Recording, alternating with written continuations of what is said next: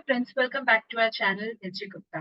दोस्तों, आज की वीडियो में हम देखने वाले हैं कि एचएसएन को कैसे रिपोर्ट करना है जीएसटीआर 9 में। ये हमारा लास्ट वीडियो है रिलेटेड टू जीएसटीआर 9 सीरीज। इससे पहले भी हमने वीडियोस बनाए रिलेटेड टू सेल्स कैसे शो करना है। अगर आप आउटवर्ड सप्लाई कुछ कर रहे हैं तो प्रीवियस ईयर का सेल कैसे शो होगा, करंट ईयर का कैसे, जो सेल आपने नेक्स्ट ईयर में शो किया है वो कहाँ कवर करना है जीएसटीआर 9 में। सेल्स के बाद आईटीसी भी कवर किया है कि अगर इनपुट टैक्स क्रेडिट है तो आपको कौन से टैब में शो करना है, नेट अमाउंट, ग्रॉस अमाउंट सभी डिस्कस किया गया है। टेबल 8 के साथ कैसे आप मैच करेंगे अपना आईटीसी वो बताया गया है। के बाद नेक्स्ट आता है जो टैक्स कंप्यूट होता है, जो जीएसटीआर 9 में कंप्यूट होता है, क्या वो सही है कि नहीं। अगर सही नहीं है तो आप उसे कैसे रेक्टिफाई कर सकते हैं, वो सभी चीजें बताई गई हैं। उसके अलावा हमने ये भी कवर किया है कि जीएसटीआर 9 एंड 9 से किस पे एप्लीकेबल है। केस लॉज भी डिस्कस किए हैं इस टॉपिक से रिलेटेड। इन सभी वीडियोस के जो लिंक्स हैं मैं नीचे डिस्क्रिप्शन बॉक्स में डाल दूंगी। आप चाहिए तो एक साथ वो वीडियोस देखकर अपना पूरा जीएसटीआर 9 के बारे में नॉलेज ले सकते हैं। इस वीडियो में हमने स्पेसिफिकली सिर्फ एचएसएन से रिलेटेड कवर किया है, जिसमें हमने सिर्फ एचएसएन शो करना है वो नहीं, बल्कि एचएसएन से रिलेटेड केस लॉज भी हैं वो भी कवर किए हैं। तो प्लीज दोस्तों वीडियो के एंड तक बने रहिए, क्योंकि वीडियो में लास्ट में हमने क्वेश्चन आंसर सेशंस लिए हैं। जो भी केसेस हमें या जो भी क्वेश्चंस हम तक आए हैं एचएसएन से रिलेटेड वो हमने यहाँ कवर किए। तो पहले देखते हैं कि एचएसएन को कहाँ रिपोर्ट करना रहता है जीएसटीआर 9 में। वो हमें बेसिकली सिर्फ दो ही सीरियल नंबर्स हैं एचएसएन से रिलेटेड जीएसटीआर 9 में, serial number 17 and serial number 18। अब एचएसएन का सबसे पहले मतलब क्या होता है। एचएसएन का मतलब होता है हार्मोनाइज्ड सिस्टम नॉमेनक्लेचर। बेसिकली ये कस्टम से डिराइव्ड हुआ है कि जब भी आप इंपोर्ट या एक्सपोर्ट करते हो आपके प्रोडक्ट्स को एक नंबर, एक कोड दिया जाता है।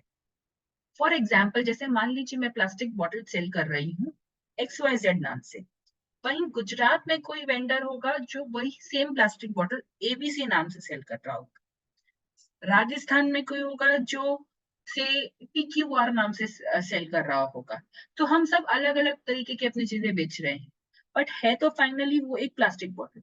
तो अलग अलग वेरिएशन करने से अच्छा गवर्नमेंट ने क्या किया, आप चाहे कोई भी प्रोडक्ट सेल कर रहे हो किसी भी नाम से, हमने हर एक टाइप की कैटेगरी को एक कोड दे दिया गया है जिसे HSN कहते हैं। तो जब भी आप अपना जीएसटीआर 1 फाइल करते हैं, इनवॉइसेस इशू करते हैं, तब आपको वो प्रोडक्ट के साथ या फिर जो सप्लाई आप कर रहे हैं उसके साथ एचएसएन स्पेसिफाई करना रहता है। एचएसएन बेसिकली 18 डिजिट कोड होता है, जिसमें हर एक डिजिट का कोड जो होता है उसका अपना एक मतलब होता है। जैसे फर्स्ट 2 डिजिट होते हैं वो कैटेगरी क्या है, 4 उसमें और डिटेल बताते हैं कि और कितना है, एंड 6 उसमें इस तरह से अलग अलग तरीके के डिटेल्स बताते हुए जाता है। गुड्स के लिए होता है HSN, वहीं सर्विसेज के लिए होता है SAC, सर्विस अकाउंटिंग कोड। अगर आप गुड्स सप्लाई कर रहे हैं तो आप HSN लिखेंगे, अगर आप सर्विसेज प्रोवाइड कर रहे हैं तो आप SAC लिखेंगे। दोनों ही गुड्स या सर्विसेज हो, अगर वो आउटवर्ड सप्लाई के लिए है तो वो सीरियल नंबर 17 में आएगा, वहीं अगर वो इनवर्ड सप्लाईज के लिए है तो वो सीरियल नंबर 18 में कवर होगा। यहाँ अगर मैं 17 को देखूं तो मुझे गुड्स एंड सर्विसेज का अलग बाइफर्केशन करके आएगा। चलिए देखते हैं वो कैसे दिखता है दोस्तों। लेकिन वीडियो में आगे बढ़ने से पहले अगर आपने मेरे चैनल को अभी तक सब्सक्राइब नहीं किया है तो प्लीज नीचे दिए गए सब्सक्राइब बटन पर प्रेस कीजिए। आप जैसे ही सब्सक्राइब बटन प्रेस करेंगे बाजू में एक बेल बटन भी आएगा, उसे भी जरूर प्रेस कीजिएगा, ताकि नेक्स्ट टाइम हम जो भी वीडियो अपलोड करें वो आपको ऑटोमेटिकली नोटिफाई किया जाए। Coming back to the topic, serial number 17 में जैसे ओपन करूंगी मुझे गुड्स का अलग टैब दिखेगा, सर्विसेज का अलग टैब दिखेगा। तो जो भी सप्लाईज आपने की है वो ईयर में, इररिस्पेक्टिव आपने जीएसटीआर 1 में कौन से साल में शो की है, आप वो सभी को यहाँ कवर करोगे। अब पहले हम समझते हैं कि एचएसएन क्यों क्यों दिया जाता है। फर्स्ट है, जैसे कि मैंने कहा कि अलग अलग लोगों के अलग अलग डिस्क्रिप्शन होते हैं, उसको एक सिंक में लाने के लिए, एक आइडेंटिटी देने के लिए HSN एंड SSC कोड है। सर्विसेज अगर प्रोवाइड कर रहे हो तो SSC, और गुड्स कर रहे हो तो HSN। अब अगर गवर्नमेंट को जानना है कि उन्होंने स्पेसिफिक इंडस्ट्री से कितना रेवेन्यू जनरेट किया है एक पर्टिकुलर ईयर में, या फिर से लास्ट 5 इयर्स या कोई भी पर्टिकुलर पीरियड, तो वो एचएसएन का टोटल से आइडेंटिफाई कर सकते हैं कि उन्होंने उस इंडस्ट्री से कितना रेवेन्यू जनरेट किया है उस साल के लिए। इसीलिए एचएसएन समरी इंपॉर्टेंट होती है देने के लिए। फर्दर पिछले जो नोटिफिकेशंस आए हैं उसमें भी मैंडेटरी किया गया है एचएसएन स्पेसिफाई करना।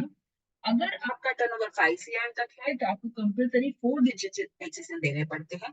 एचएसएन ले लो या एचएससी, दोनों 4 डिजिट तक देने रहते हैं। और 5 CR को एक्सीड करते हुए 6 डिजिट एचएसएन या 6 डिजिट एसएससी कोड लिखना पड़ता है। आप जब अपना इनवॉइस इश्यू करते हैं तब आपको ये कोड्स अपने इनवॉइस पे लिखने हैं। आप जब अपने बुक्स ऑफ अकाउंट्स मेंटेन कर रहे हैं तब आई सजेस्ट कि आप वो एचएसएन एंड एसएससी उसी वक्त अपने बुक्स में भी डाल दें, ताकि ईयर एंड पे या फिर मंथली अगर आप जीएसटीआर 1 फाइल करते हैं वो रिपोर्ट जनरेट हो सके एंड आपकी मंथली या क्वार्टरली जीएसटीआर 1 जो रिटर्न जाती है उसमें वो कवर हो जाए, एनुअली में जीएसटीआर 9 में वो रिपोर्ट कवर हो जाए। अब ये एचएसएन से रिलेटेड जो टॉपिक्स है उस पे हमने कुछ केस लॉस कवर किए हैं। इससे पहले मैं सीरियल नंबर 18 को भी कवर करना चाहूंगी। सीरियल नंबर 18 सेम है, गुड्स एंड सर्विसेज के लिए अलग अलग बाइफर्केटेड, बस इसमें ये फर्क है यहाँ पर आउटवर्ड के बदले इनवर्ड सप्लाई कवर किया जाता है, यानी कि जो भी गुड्स आपने रिसीव किए या फिर सर्विसेज रिसीव किए हैं उसका डिटेल दिया जाता है। Now with from financial year 2021 ये जो टैब है ये ऑप्शनल कर दिया गया है, यानी कि अब आपको इनवर्ड सप्लाई का एचएसएन डालना कंपलसरी नहीं है। हाँ, लेकिन आउटवर्ड सप्लाई अभी भी मैंडेटरी है। सो अगर आप जीएसटीआर 9 फाइल कर रहे हैं तो आपको ध्यान देना होगा कि आप सीरियल नंबर 17 जरूर भरें और प्रॉपर भरें। ये जो सीरियल नंबर 17 का जो बैलेंस है, यानी कि जो टोटल आ रहा है, वो टोटल आपने जो सप्लाई शो की है serial number 4, serial number 5, serial number 10 and 11, इन चारों का टोटल होना चाहिए। 4 एंड 5 वो सेल्स कवर करता है या वो सप्लाई कवर करता है जो आपने उसी साल में सप्लाई किया और उसी साल के जीएसटीआर 1 में शो किया है।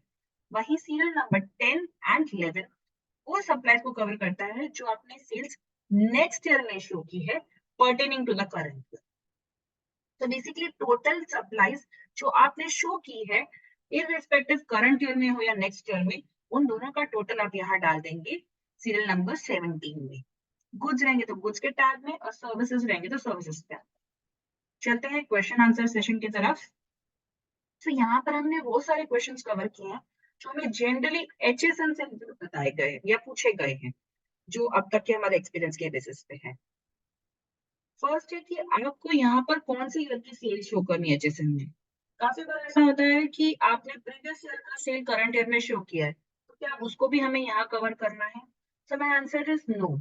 हमें सिर्फ वही ईयर का सेल शो करना है जिसके लिए आप एनुअल रिटर्न फाइल कर रहे हैं। फॉर एग्जाम्पल अगर मैं फाइनेंशियल ईयर 22-23 की बात करती हूँ, तो हो सकता है कि फाइनेंशियल ईयर 21-22 की कोई सेल आपने 22-23 में शो की है, वहीं 22-23 की कोई सेल अपने 23-24 में शो।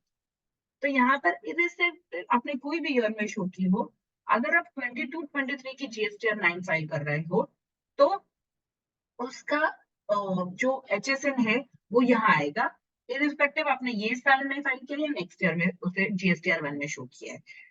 तो कहीं पर भी ये नहीं लिखा है कि आपका सीरियल नंबर 17 का एचएसएन का टोटल आपके जीएसटीआर 1 से मैच होना चाहिए। इसमें सिर्फ इतना लिखना है कि आपका जो सेल्स आपने शुरू किया है 4, 5, 10 और 11 में उसका टोटल और आपका सीरियल नंबर 17 का टोटल मैच होना है। नेक्स्ट क्वेश्चन हमारे पास आता है कि अगर हमने कोई सप्लाई मिस कर दी कोई भी जीएसटीआर 1 में शो करने से और उसे हम डायरेक्टली जीएसटीआर 9 में शो कर रहे हैं, तो क्या हम उसको भी सीरियल नंबर 17 में कवर करें? सो my answer is yes. Third बहुत कॉमन क्वेश्चन जो हमारे पास आया है कि हमें एचएसएन ग्रॉस वैल्यू पे शो करना है कि नेट वैल्यू पे। तो यहाँ आपको नेट वैल्यू पे शो करना है, यानी कि जो भी क्रेडिट नोट्स आपने इशू किए हैं वो आपको अपने सप्लाई से माइनस करने हैं, डेबिट नोट्स जो आपने इशू किए हैं उसको आपकी सप्लाई में ऐड करने हैं और यहाँ शो करना है। अब एक कॉमन एरर ये भी आता है कि अगर मान लीजिए कोई सप्लाई आपने लास्ट ईयर में की है लेकिन जिसका क्रेडिट नोट आपने करंट ईयर में शो इशू किया है, तो जब मैं नेट वैल्यू दिखाऊंगी तो नेगेटिव फिगर्स आएंगे। तो जीएसटीआर 9 नेगेटिव फिगर्स नहीं लेता है, तो वहां आपका एक रिकंसिलेशन आपको बनाना होगा जहां पर आप शो करेंगे कि ये नेगेटिव फिगर्स की वजह से आपका एचएसएन समरी में और जो सप्लाईज आपने शो किया है सीरियल नंबर 4, 5, 10 एंड 11 में जो डिफरेंस है वो इस वजह से है क्योंकि क्रेडिट नोट्स हैं जो आपने किसी और एचएसएन से इशू किए हैं, जो करंट जीएसटीआर 9 में आप नहीं शो कर पा रहे।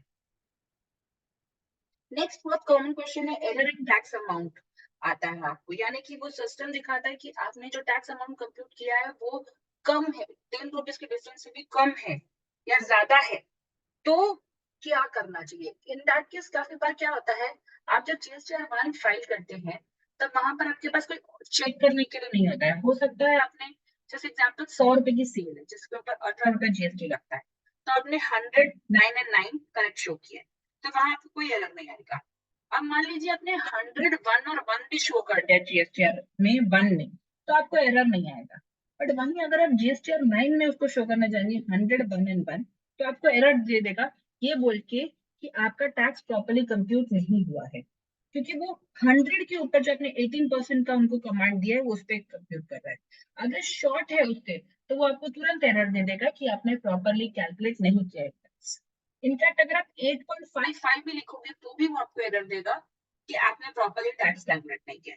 तो इन दैट केस आपको मैनुअली 100 रुपीज के ऊपर टैक्स कैलकुलेट करना है, एंड जो फिगर आता है आपको उसको प्रॉपर डालना है। वही यहाँ पर ये भी देखा गया है कि अगर आप ज्यादा अमाउंट का टैक्स डालते हैं, यानी कि 100 रुपीज के ऊपर अगर आप 10 दिखाते हैं तो आपको कोई एरर नहीं आएगा। ये एरर सिर्फ तभी आता है जब आप शॉर्ट अमाउंट दिखाते हो, चाहे वो 0.05 रुपीज ही क्यों ना हो। नेक्स्ट कॉमन क्वेश्चन है कि आपको एचएसएन एंड एसएससी दोनों साइड दिखाना है, तो यस उसके अलग अलग टैब्स हैं। गुड्स वाले आप एचएसएन में दिखाएंगे, सर्विसेज वाले आप एसएससी में दिखाएंगे। ये बहुत ही इंटरेस्टिंग क्वेश्चन और ये मेरे पास बहुत बार आ चुका है कि अगर हमने कोई सप्लाई की है, जो हमने जीएसटी रजिस्ट्रेशन लिया है उसमें वो एचएसएन रजिस्टर नहीं किया है, तो हमें क्या करना चाहिए। इन दैट केस मैं पर्सनली सजेस्ट करूंगी कि आप अपना जीएसटी रजिस्ट्रेशन अमेंडमेंट के लिए डाल दीजिए। अगर वो एचएसएन की सर्विसेज आप प्रोवाइड कर रहे हैं एंड वो आपका एक अच्छा portion of the total supplies होता है, तो देन आप अपना जीएसटी सर्टिफिकेट अमेंड भी कर दीजिए, एंड साथ ही साथ उसका भी एचएसएन या फिर एसएससी आपके जीएसटीआर 9 एनुअल रिटर्न में कवर कीजिए। यहाँ पर एक कैच है, अगर आप कोई सर्विसेज न्यू प्रोवाइड कर रहे हैं जो आपकी रजिस्ट्रेशन में कवर नहीं है एंड वो एक अच्छा portion of your total turnover होने वाली है, देन इन दैट केस मैं बोलूंगी जब आप सर्विसेज प्रोवाइड कर रहे हैं आप तभी अमेंड कर दीजिए, क्योंकि as per the GST law अगर कोई अमेंडमेंट है सर्टिफिकेट में तो वो विद इन 30 डेज आपको करना रहता है। यहाँ पर अगर आप लेट करते हैं तो हो सकता है उसकी पेनल्टी आप पे एप्लीकेबल हो फ्यूचर में। यहाँ नेक्स्ट क्वेश्चन आता है कि अगर मैं कोई सिंगल प्रोडक्ट सेल कर रही हूँ तो उसका भी एचएसएन मुझे लिखना है क्या। तो आई सजेस्ट कि आप लिख दीजिए ताकि आपका टोटल सप्लाई जो आप 4 5 10 एंड 11 में शो कर रहे हैं वो आपका 17 से मैच हो, और वो आपके लिए चेक रहे कि आपने सारे सेल्स या सप्लाईज एचएसएन में कवर किए हैं कि नहीं किए। नेक्स्ट क्वेश्चन है how many digit HSN is to be shown. तो यहाँ पर आपको अपना टर्नओवर देखना है जिस पीरियड के लिए आप रिटर्न फाइल कर रहे हैं। अगर वो आपका एग्रीगेट एनुअल टर्नओवर 5 ईयर तक है तो आप 4 डिजिट एचएसएन कंपलसरी है, वहीं अगर 5 ईयर के ऊपर है तो 6 digit HSN. Aggregate annual turnover क्या होता है, कैसे कंप्यूट होता है, उसका एक अलग वीडियो है जिसका लिंक मैं नीचे डिस्क्रिप्शन बॉक्स में दे दूंगी, आप चेक कर सकते हैं कि उसे कैसे कंप्यूट करना है। तो दोस्तों आई होप आपको ये वीडियो अच्छा लगा हो एंड एचएसएन से रिलेटेड सारे क्वेश्चंस आपने कवर किए हों। लेकिन ऐसा कोई क्वेश्चन है जो कवर नहीं है तो आप नीचे कमेंट्स बॉक्स में लिख सकते हैं, हमारी टीम आपको रीच आउट करके उसका रिप्लाई दे देगी। आप यहाँ पर यूट्यूब के अलावा हमें LinkedIn, Facebook, Twitter and Insta पे भी फॉलो कर सकते हैं। Thank you.